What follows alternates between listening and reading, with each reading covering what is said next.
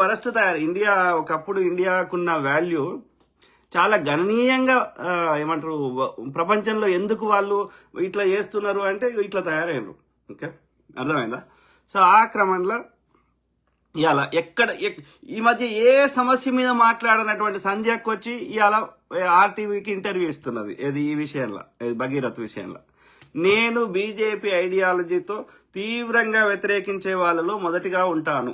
Okay, simple. మతం అనేది ఒక వ్యక్తిగత విశ్వాసం.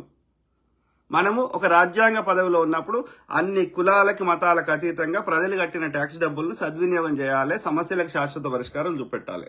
మతం పేరు మీద ఓట్లాడుకుంటా అంటే, లేకపోతే కులం పేరు మీద ఓట్లాడుకుంటా అంటే, అది ఎంఐఎం అయినా సరే, అది బీజేపీ అయినా సరే, లేకపోతే ఇంకే కులం పేరు మీద ఏది రాజకీయ పార్టీల మధ్య బాగా వస్తున్నాయి కదా, అవైనా సరే తీవ్రంగా వ్యతిరేకిస్తాం. ఎందుకంటే ఎవరు రేపు